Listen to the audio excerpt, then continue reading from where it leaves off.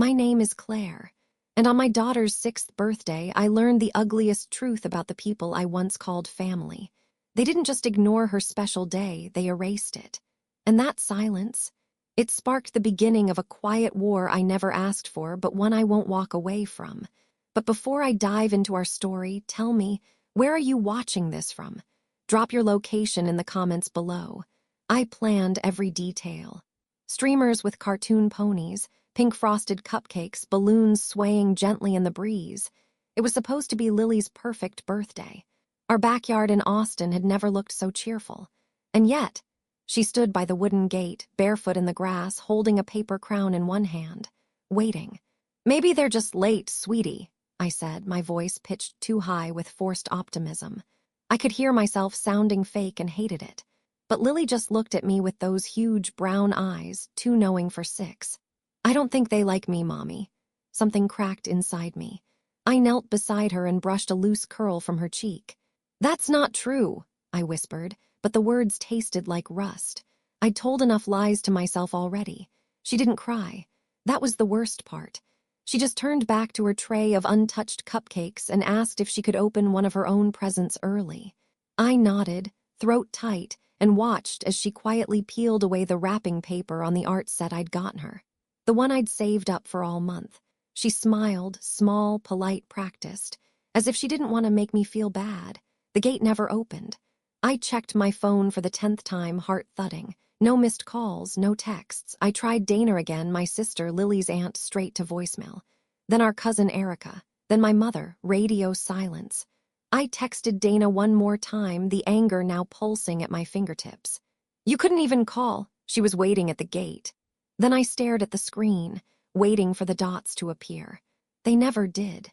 Instead, Lily sat under the tree and painted alone while I cleaned up untouched party favors and wilted balloons.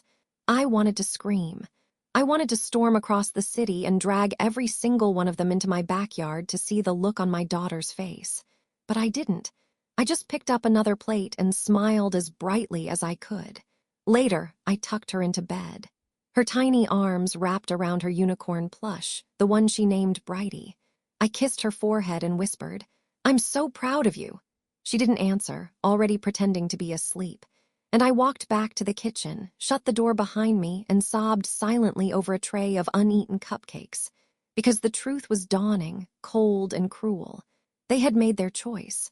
But so had I, and I was done pretending that Lily deserved anything less than the world. 2 days later, I stood on Dana's porch with my tote bag digging into my shoulder and my dignity fraying at the seams. I hadn't called. I hadn't warned her I was coming. Frankly, I didn't trust myself to stay polite if I did. The porch smelled like jasmine and overpriced candle wax. The same wreath hung on her door, the one Lily made last fall in preschool. Dana had taken it home because it was so cute. I'd let her. Back then, I still believed she loved Lily like her own. I rang the doorbell and waited. It was Dana who opened the door, barefoot, holding her phone and a glass of iced tea like this was a casual Tuesday, not the aftermath of a 6-year-old's heartbreak. "Oh, Claire," she said, blinking slowly. "I wasn't expecting." "No, you weren't," I cut in. "But here I am." She hesitated for a moment, then stepped aside to let me in. I didn't budge. "I'm not staying," I said flatly. "I just need you to explain why no one showed up. Not one call. Not one message." Lily cried herself to sleep thinking no one loves her. Dana's mouth pulled into that condescending half-smile I'd grown to despise. "Claire, come on. We just thought it'd be awkward. You know, after Nick left, with all the drama." Nick. Even the sound of his name sent something cold crawling down my spine. "My marriage ending," I said carefully, "has nothing to do with a child's birthday." Dana gave a lazy shrug and sipped her tea. "I mean, it kind of does." People didn't know what to say. "You're always so intense about things. We figured it'd be better to let things cool off." She said it like it was reasonable. Like isolating a little girl on her birthday was just a polite social tactic. My hand gripped the strap of my tote tighter. "Lily is drama, and she sure as hell isn't something to be avoided." Her eyebrows raised slightly. "Okay, Claire, relax." "Don't tell me to relax." My voice sharpened. "You didn't even have the decency to say no. You just left her hanging." Dana blinked, caught off guard by my tone. "I didn't think it would matter that much." It always matters to a child when people disappear, I said, especially people they trust. Silence settled between us like a heavy fog. I could hear a faint children's show playing in the background, her two girls giggling upstairs. I used to picture Lily and them growing up like sisters. Now that felt naive, painfully naive. I turned to leave but stopped with my hand on the railing. You know what? Shame on you. For treating a little girl like an inconvenience, for letting your own bitterness come before compassion. Dana didn't respond, just stood there staring at me like I was making a scene. Maybe I was good, because someone had to. Back at home, I dropped my bag, sat on the edge of the couch, and just stared at the wall. I didn't cry. I'd done enough of that. Lily was playing quietly in her room.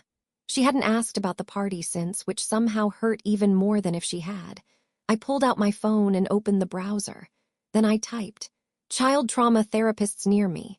2 clicks later, I was reading about abandonment wounds, internalized shame, how silence can scream louder than words. It hit too close to home.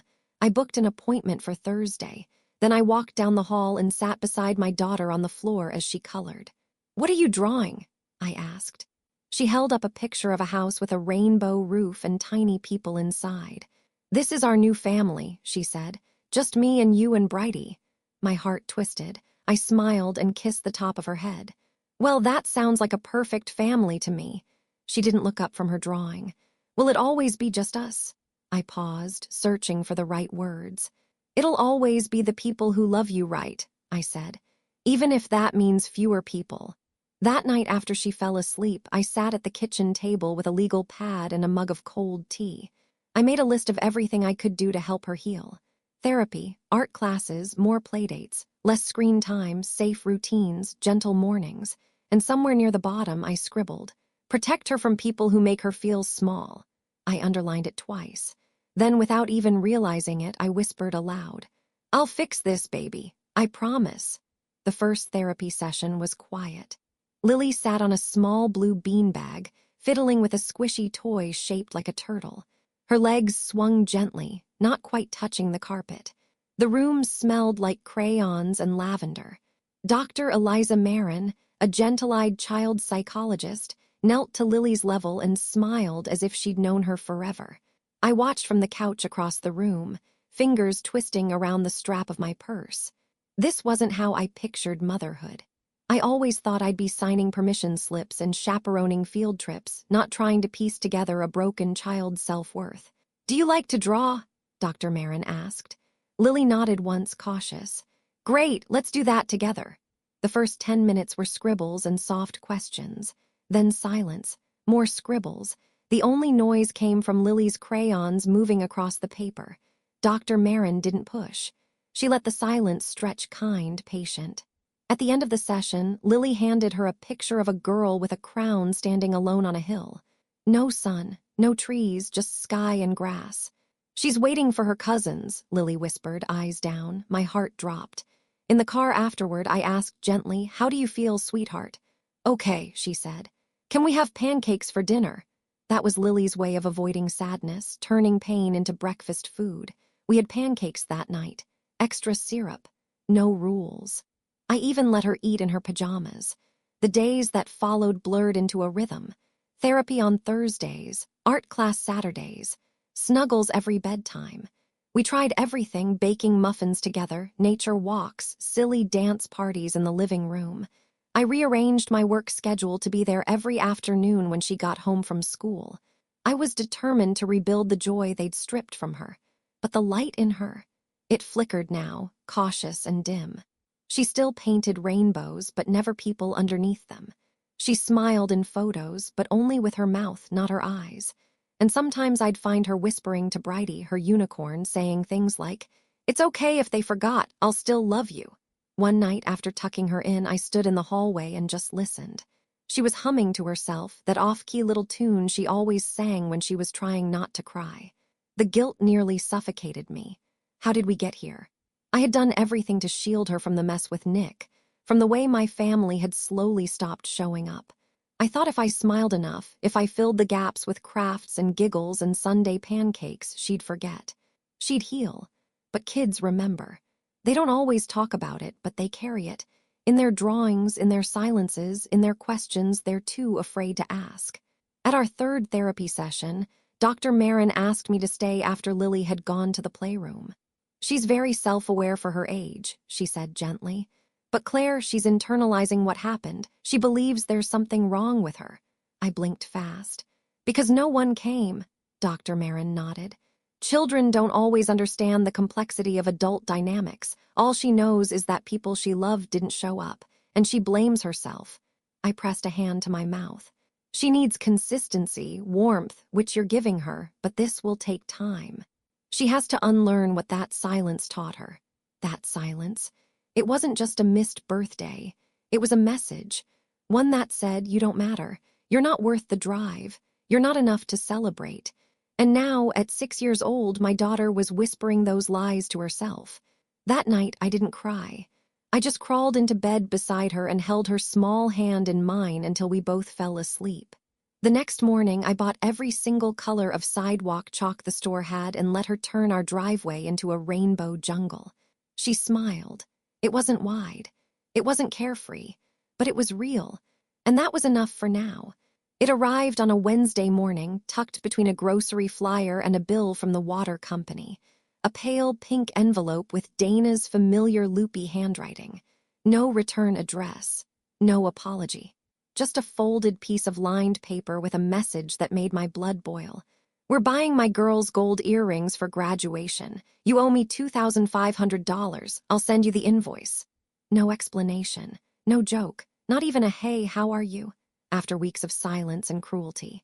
I stared at it in my kitchen, barefoot, still in my robe. The kettle behind me whistled angrily, but I didn't move. It wasn't just the gall of the demand. It was the language. "You owe me."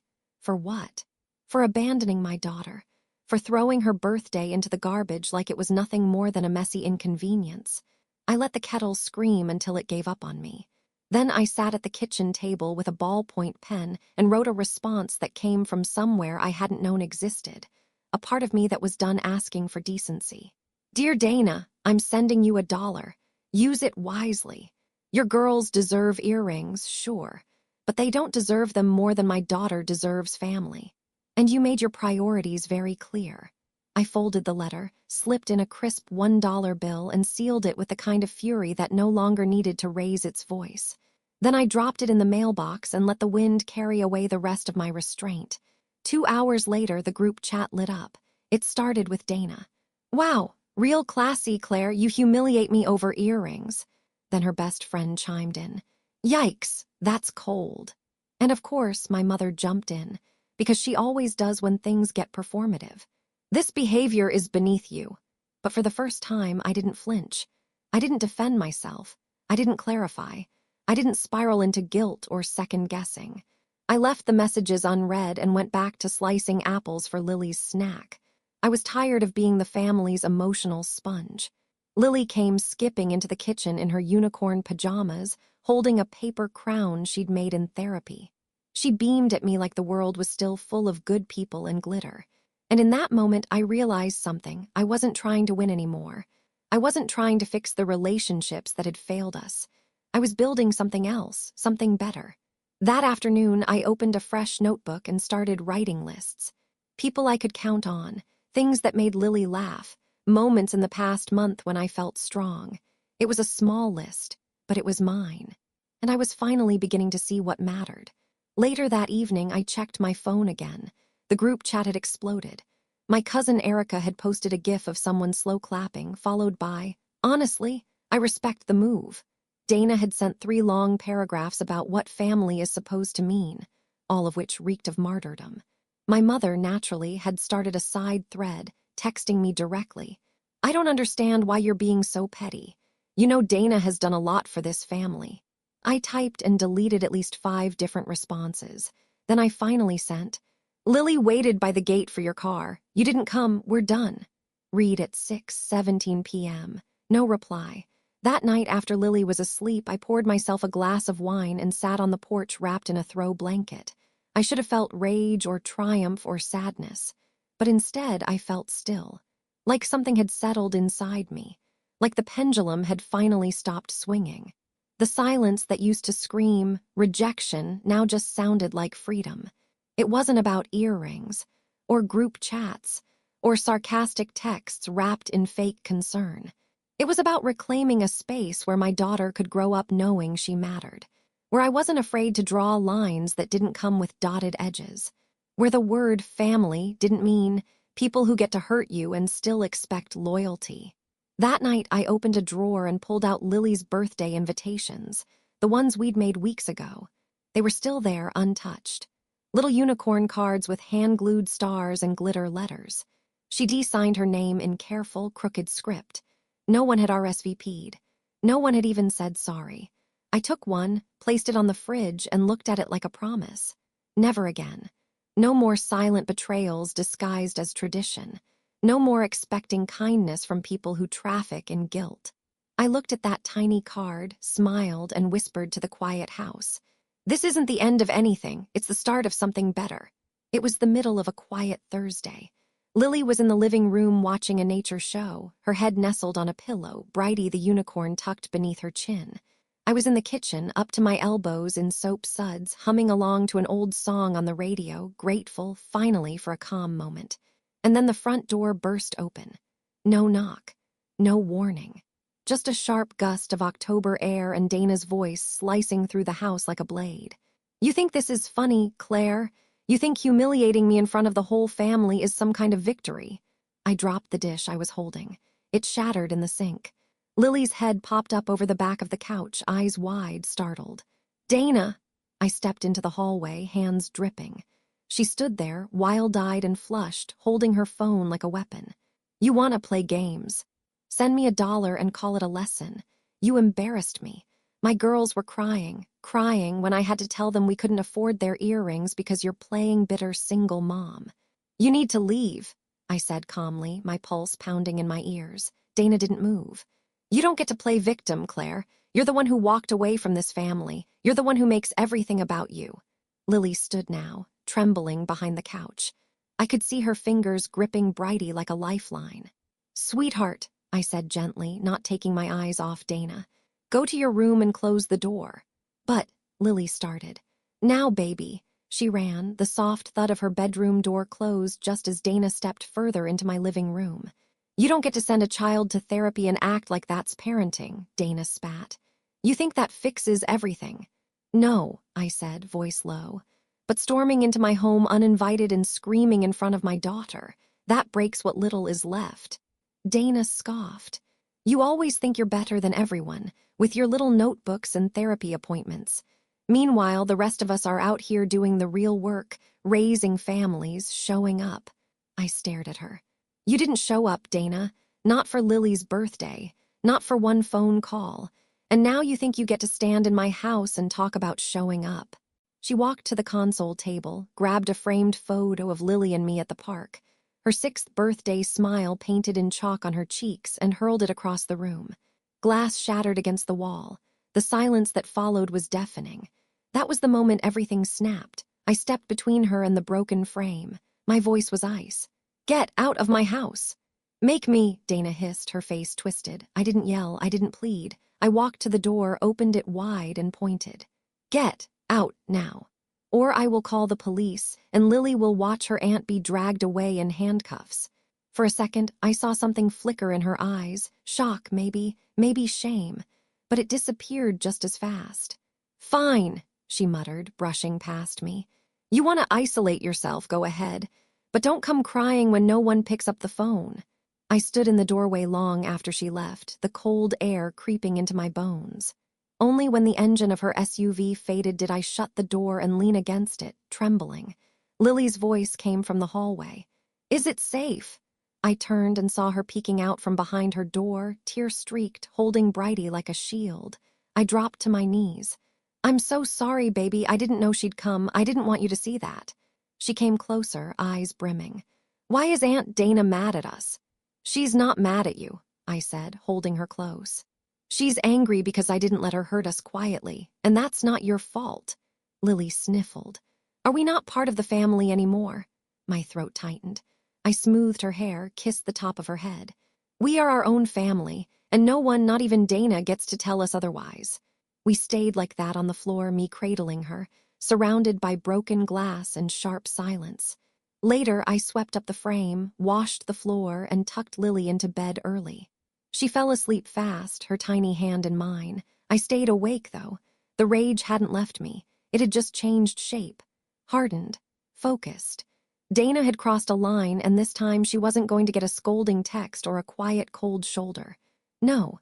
This time there would be consequences. That night, after the door was locked and every light turned off, I thought Lily was asleep. She curled up beside me in my bed, her back pressed into my side, her breath slow and steady. I lay there listening to the silence. No group chat notifications, no cousin gossip, no calls from anyone pretending to be concerned. It was the first time my house had felt completely still until I heard it. "Mommy," she whispered into the dark. I held my breath. "Yes, baby." There was a long pause, then, "Are we not part of the family anymore?" The question didn't hit me like a bullet. It was softer than that. It was a knife dipped in honey, slow, sweet, and devastating. I turned toward her, heart thudding. Her face was barely visible in the shadows, eyes wide open, staring at the ceiling. "What makes you ask that, sweetheart?" I whispered. She didn't answer right away, then finally, "Because Aunt Dana was really mad and Grandma doesn't call and no one comes over anymore." I tried to speak, but my throat closed. She turned slightly, just enough for me to see the tiny wrinkle between her brows. "And on my birthday, nobody came, not even Amber. I thought maybe. We weren't family anymore." I felt something inside me crumble. All the therapy appointments, the cupcakes, the chalk rainbows, I'd poured so much energy into patching the cracks, but this was the truth bleeding through. I wrapped my arms around her tightly. "Lily, listen to me." She looked up at me, trusting me with her whole heart. "We are a family," I said slowly, firmly. "You and me and Brighty too," I added, trying to soften the weight in the room. She gave a tiny smile, but it faded fast. "What about everyone else?" she asked. "Families are supposed to have lots of people." I swallowed hard. "Sometimes," I said gently, "the people we think are family forget how to treat us with kindness, and when that happens, we don't stop being us, we just learn to protect our hearts." Her brow furrowed. "Like armor." "Exactly," I said. "Our love is the armor." She laid her head on my chest, small fingers gripping my shirt. "Are you sad too?" Tears spilled down my temples, silent and hot. "Yeah, baby, I'm sad too." And I was, not just for her, for me, for all the versions of Claire who had swallowed hurt to keep the peace, for the little girl I used to be, who never asked for much but always gave too much, for the woman who believed that keeping family meant accepting being treated like less. But I was done mourning the loss of something that had only looked like love. I ran my hand gently through Lily's curls. "I promise you, no one will ever hurt you in this house. Not while I'm here." "Even if they're family?" she asked, already drifting back towards sleep. "Especially if they're family," I whispered. She didn't reply. Her breathing slowed again, her body going heavy with sleep. But I stayed wide awake.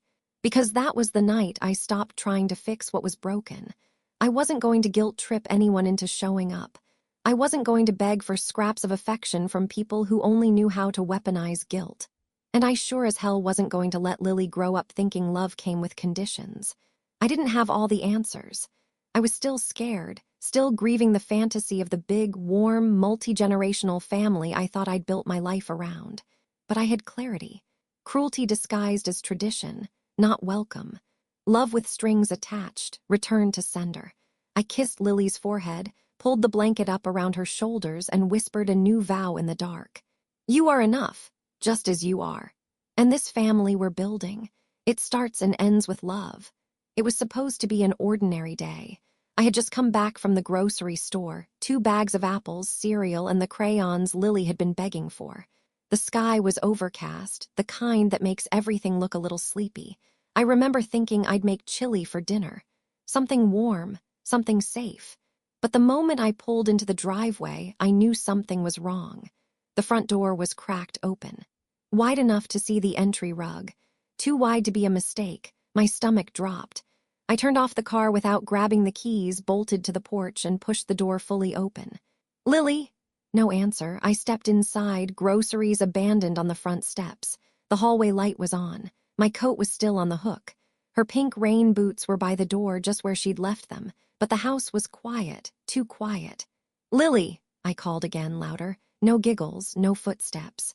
No sound of markers on construction paper or the TV playing cartoons too loud.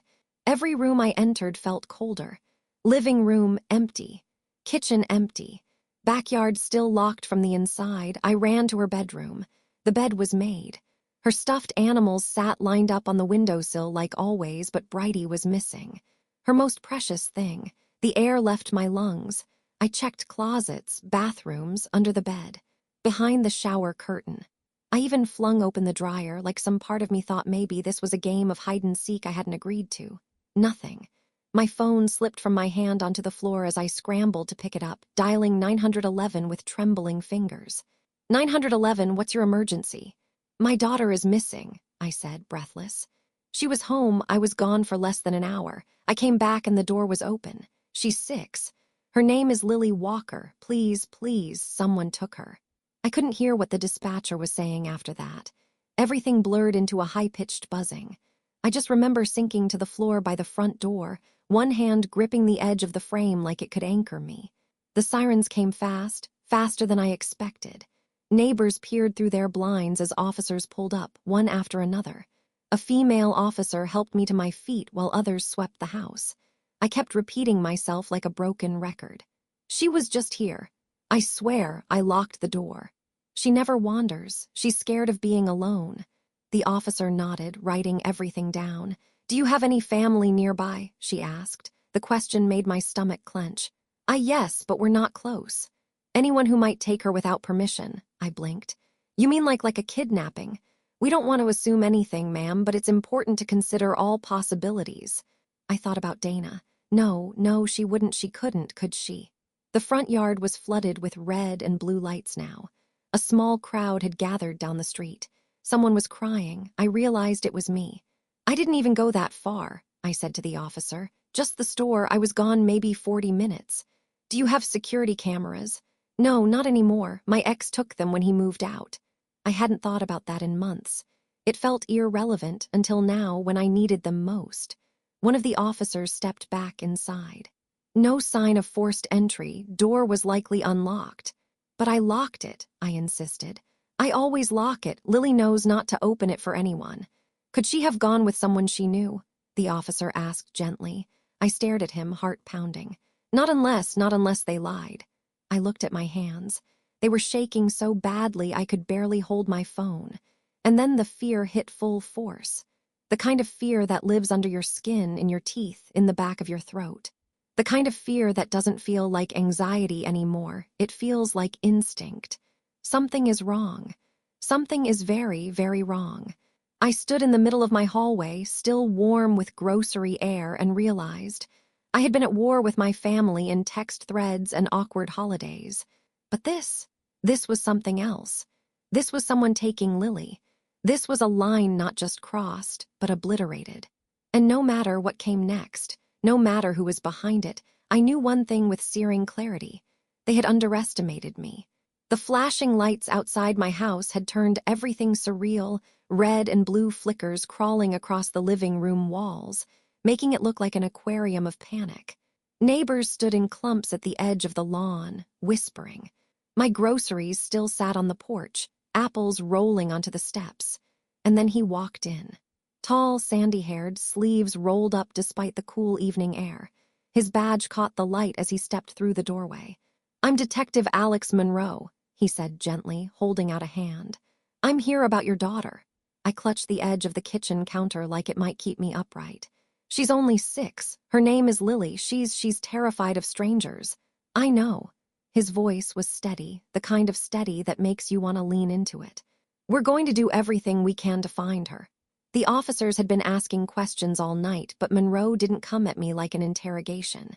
He came at me like someone who'd already read the room, like someone who knew this wasn't just about a missing child. Walk me through it, he said, pulling out a notebook. From the time you left the house. I told him everything. The grocery store, the crayons, the front door ajar, the empty rooms, the unicorn toy missing. His pencil moved fast, but his eyes stayed on me. Has Lily ever wandered off? He asked. Never, I said. She's shy. She waits for me to get her from school even if I'm a few minutes late. Any custody disputes? No, I shook my head hard. Her father left 2 years ago. He's in Dallas. He hasn't seen her in months. He wouldn't, he nodded. Extended family, anyone who's been in conflict with you recently. The question stung. Why, do you think? I'm not accusing anyone, he said softly. I'm trying to understand the landscape. I stared at the floor. My sister, I whispered finally. Dana, we had a fight. About what? I laughed, sharp and bitter. About everything, about how she ignored Lily's birthday, about how she stormed into my house last week and threw a photo frame across the room. Monroe's pencil stopped moving. Has she ever threatened to take Lily? No, I said quickly. But she hates me. She says I'm playing victim. I swallowed. She thinks I don't deserve sympathy. He tilted his head. Would she call child welfare services? The question landed like a stone. I hadn't even considered it. I don't know, I stammered. Why would she? He slid his notebook back into his pocket. Because that's what happened. For a second, I thought I'd misheard. What? Hours ago, before I came here, dispatch flagged a call from someone claiming to be a family member, he said carefully. They reported you as an unfit mother. They said you were unstable, neglectful, and possibly dangerous to your child. My heart hammered. That's a lie. I know. His eyes were steady. But child welfare services didn't know. They acted on the report. When you were at the store, a social worker and 2 officers came to the house with an emergency order. They took Lily. I felt the floor tilt. The room blurred at the edges. She's not gone, I whispered. She's with strangers. She's at the county child welfare center right now, Monroe said. I've already called ahead. She's safe, scared but safe. My knees buckled. I grabbed the counter, trying to stay upright. Dana did this. He didn't say yes. He didn't have to. I'll take you to the station, he said quietly. We'll start the paperwork to challenge the order, but I need you to stay calm. The more cooperative you are, the faster we can get her back. I pressed my palms to my eyes. The only sound in the room was my own ragged breathing. She did this, I whispered again, voice breaking. She really did this. The words didn't even sound like mine. Monroe moved closer but didn't touch me. Look at me, Claire, I forced myself to. I believe you, he said. Something in my chest cracked wide open. No one had said those words to me in months, not my parents, not my sister, not anyone. But here was this stranger telling me exactly what I needed to hear. And for the first time since I'd come home to that open door, I felt a flicker of something beneath the terror. Not hope, resolve. Because if Dana thought she could weaponize the system to punish me, she had underestimated what a mother does when her child is taken. I straightened, wiped my face. Okay, I said. Take me there. The county child welfare center was only 15 minutes from the station, but it felt like an entire lifetime away. Detective Monroe drove, his hands steady on the wheel, while I stared out the window at the blurred lights of Austin. Every few seconds, I gripped the edge of my seat, as if clenching it could keep me from unraveling. I need you to be calm when we go in, he said softly. It's not the staff's fault. They're following protocol. The calmer you are, the more they'll cooperate. I'm trying, I whispered. But she's 6. She's never even had a sleepover. He didn't respond. He didn't have to. His silence was its own kind of reassurance. When we arrived, the building looked more like a tired dentist's office than a shelter for children. Yellow brick, faded sign, a single flickering street lamp. It was past 9 p.m., but the lobby was lit with harsh fluorescent light. A small boy sat in the corner with a backpack bigger than his body, staring at the floor. The sound of a TV playing cartoons drifted faintly from somewhere in the back. The woman at the front desk looked up as we entered. "Can I help you?" Monroe showed his badge. "Detective Alex Monroe, APD. This is Claire Walker, mother of Lily Walker. We're here to see her."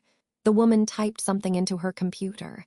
"She was brought in under an emergency order. She's in our quiet room right now." Her tone softened when she looked at me. "She's been very quiet." "I need to see her," I said, my voice cracking. "Please," she nodded. "Follow me." We walked down a narrow hallway lined with faded bulletin boards, smiling stock photos of kids hugging teddy bears, posters about safe families. The irony was a knife twist. When the woman opened the door, the first thing I saw was Brighty. The unicorn plush sat slumped on a plastic chair beside a small table covered in crayons. And beside it, Lily, knees pulled up to her chest, head resting on her arms. "Lily," I whispered. Her head jerked up. Her eyes widened. For a moment, she didn't move. Then she scrambled off the chair and ran to me, her little body slamming against mine like a heartbeat. "Mommy," she cried, gripping my neck. "I thought you left me. I thought you didn't want me anymore." I sank to my knees, holding her so tightly I could feel her ribs. "No, baby, never. I will never leave you." She pulled back just enough to look at me, tears streaking her face. "They said you were bad. They said you couldn't take care of me." I swallowed hard. "That's not true. That's not true at all. Someone told a lie, and now we're fixing it." She sniffled. "I want to go home." "We will," I said. "We're going to make this right." Behind me, Monroe stood quietly, giving us space. Then he crouched down to Lily's level. "Hi, Lily, my name's Alex. I'm a police officer. I'm here to help your mom and to help you." Lily blinked at him. "You're not gonna take me away." "No," he said gently. "I'm going to help get you back home where you belong." She studied his face for a moment, then whispered, "Okay," before burying her head back into my shoulder. Monroe stood again and pulled out a clipboard. "Claire, I've started an internal misconduct complaint. I'm flagging the inconsistencies in the report Dana filed. With the documentation from the therapist, school, and neighbors, we can build a case for reversal." I nodded, still holding Lily. "How long?" "Days, not weeks," he said. "I can't promise an exact timeline, but this isn't going to stand." I kissed Lily's hair, breathing in the scent of her strawberry shampoo. "Do you hear that, baby? We're fixing it." She didn't answer, just clung tighter. For the first time since this nightmare began, someone with a badge wasn't looking at me like a suspect. Someone was actually listening. And for the first time in months, I felt a spark of something I'd almost forgotten. Hope. Not the naive kind I used to carry like a badge. Not the fragile kind that came with glitter and cupcakes. The hard kind. The kind you earn in the middle of a storm. The courthouse smelled like cold coffee and paper. My hands trembled as I clutched a folder of documents, Lily's therapy notes, letters from her teacher, statements from our neighbors. Proof. Proof that I wasn't the monster Dana painted me to be. Detective Monroe walked beside me, calm and deliberate, his suit jacket neat, his expression unreadable. "We've got this," he murmured as we passed through the metal detector. "I spoke with your daughter's therapist, her school principal, and 3 neighbors. Their statements are solid. The judge will see through this." I nodded, but my chest felt hollow. "And Dana?" "She'll be here," he said. "She was served. She won't expect this, though. She thinks you're still alone." I wasn't sure I believed that until we walked into the courtroom. Dana sat at the opposite table, hair perfectly curled, lips pressed in a faux-concerned line. Beside her was a woman in a navy blazer, a child welfare services representative. Dana glanced at me once, eyes sharp as knives, then looked away.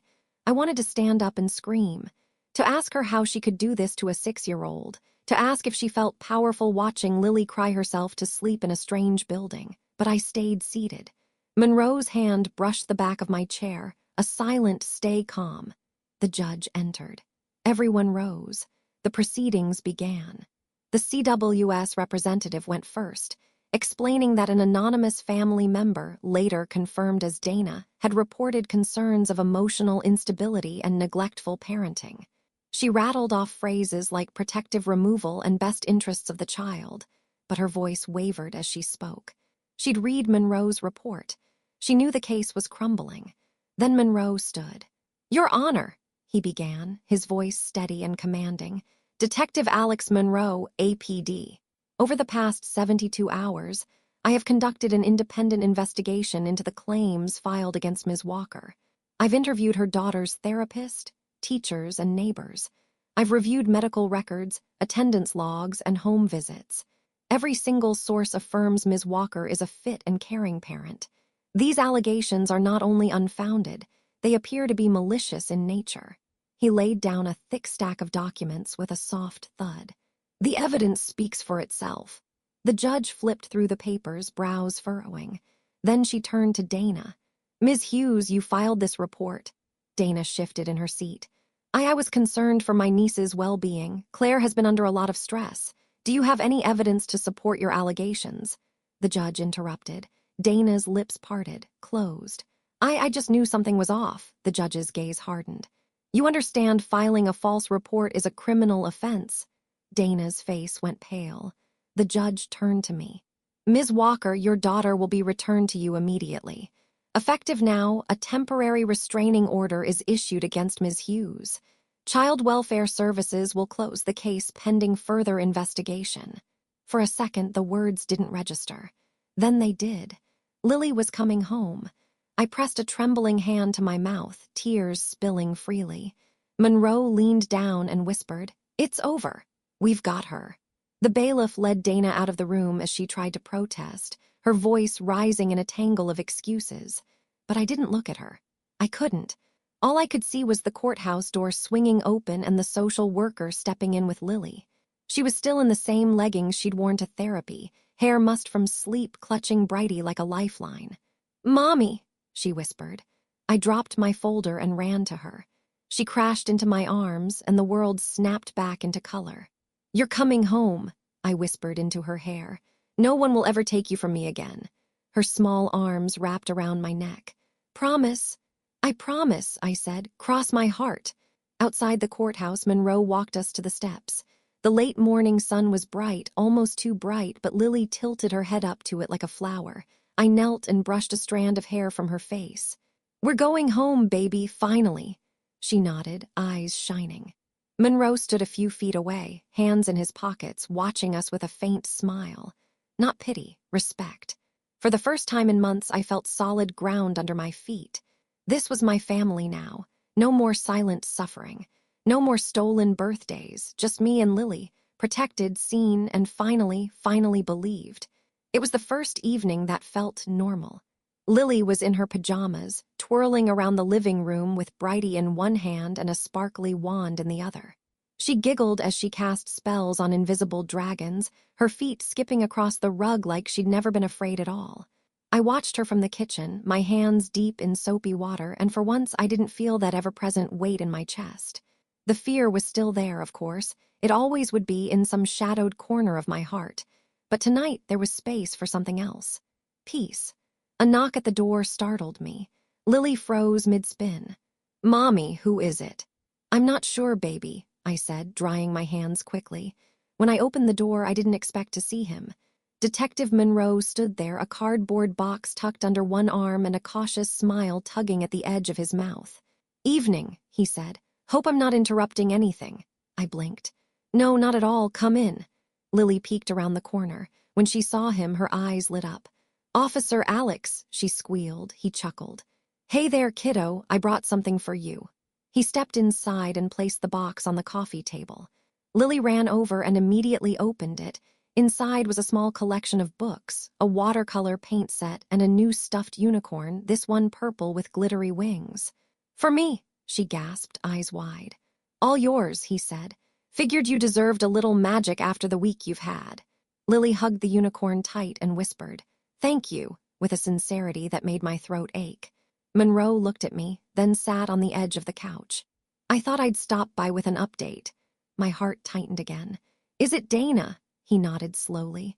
"She's been formally charged with filing a false report. She'll face a fine and, depending on the judge, a misdemeanor record. It's not jail time, but it's on the books." I leaned against the doorframe. "She always thought she was untouchable." "She's not," he said simply. "Not anymore." There was no celebration in his voice, just finality, the sound of justice, quiet and real. "I don't know how to thank you," I said. "You don't have to," he replied. "You did everything right. You kept fighting." Lily brought over the new unicorn and held it up. "Her name is Sparkle Wings." "I like it," Monroe smiled. "She looks strong." "She's brave," Lily nodded seriously. "Like Mommy." That did it.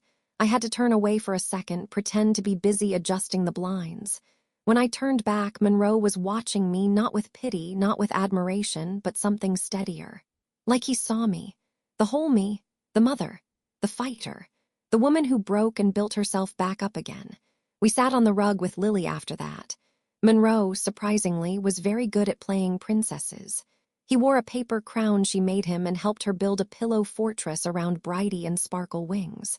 We laughed, real, belly-deep laughter that hadn't lived in our house in months. And when it got late and Lily started to yawn, I picked her up and carried her to bed. clung to my neck a little longer than usual. "Will Officer Alex come back?" she whispered sleepily. I smiled. "I think he just might." After she fell asleep, I walked back into the living room. Monroe had already picked up the toy box and stacked the books on the shelf like he belonged there. "Thank you," I said again, softly this time. He stood, brushing his hands on his jeans. "I wasn't sure if I should come by tonight, but I wanted to see you both okay." "We are," I said. "More than okay." He walked to the door, then paused. "Claire." "Yeah. You don't have to keep doing this alone." It wasn't a promise, it wasn't a confession, it was a door left open. And maybe, when the dust really settles, I'll walk through it. But for now, it was enough. I watched him leave, then locked the door behind him and leaned against it, heart full in a way I didn't expect. Across town, Dana was probably pouring herself another glass of wine, her hands shaking as she read the legal documents. Her empire of control had finally cracked. And me? I was on the living room floor, surrounded by crayons and unicorns and quiet joy. This is what justice looks like sometimes. Not loud, not cruel, just right. 2 weeks later, I shut the trunk of our beat-up SUV, wiped my hands on my jeans, and took one last look at our old house. It looked smaller than I remembered, emptier. But I didn't feel sad, just finished. "Ready?" I asked. Lily nodded, her backpack bouncing on her shoulders, Bridie's head poking out the zipper like a passenger. We hit the road that afternoon, winding out of Austin under a sky the color of melted steel. It rained halfway through Mississippi. Lily sang along to the radio, stopping only to ask if we could have pancakes for dinner in our new town. Asheville wasn't in the original plan. There wasn't a job waiting or a cousin's couch to crash on. But the mountains called to me. Something about the green rolling hills, the quiet that came with higher altitude. It felt like the kind of place where Lily could breathe again, where I could too. We rented a tiny house with peeling paint and a crooked fence, but the porch swing worked and the neighbors smiled when they saw us. I found a part-time remote job editing blog content for a wellness site. Not glamorous, but enough to keep the fridge full and the lights on. Lily started school at a little elementary tucked between a church and a dog park. On the first day, she clutched my hand tight, her little face serious. "Do you think Officer Monroe will visit us?" she asked. The question surprised me. I hadn't mentioned him much since we left, unsure how to explain feelings that didn't have names yet. I smiled. "I think he might." And I meant it. That afternoon, after dropping her off, I walked the winding trails behind our neighborhood, the trees whispering above me, the leaves crunching underfoot.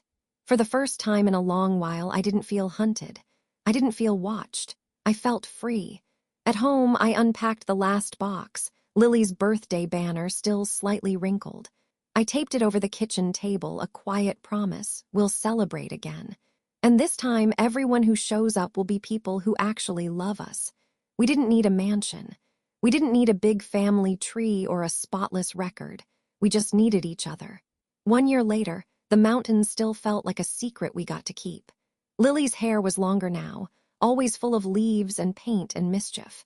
She rode her bike in crooked loops down the driveway, her knees perpetually scabbed, her laughter echoing off the neighbor's picket fence.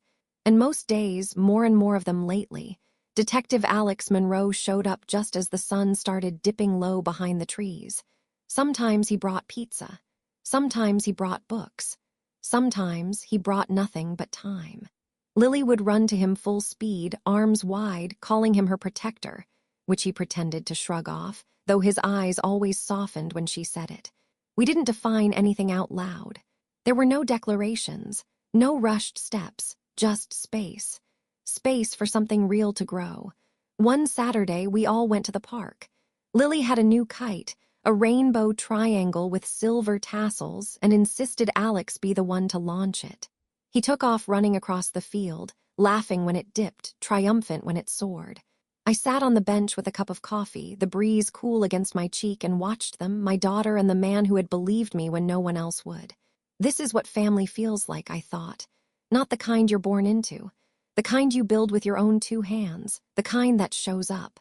That listens. That protects.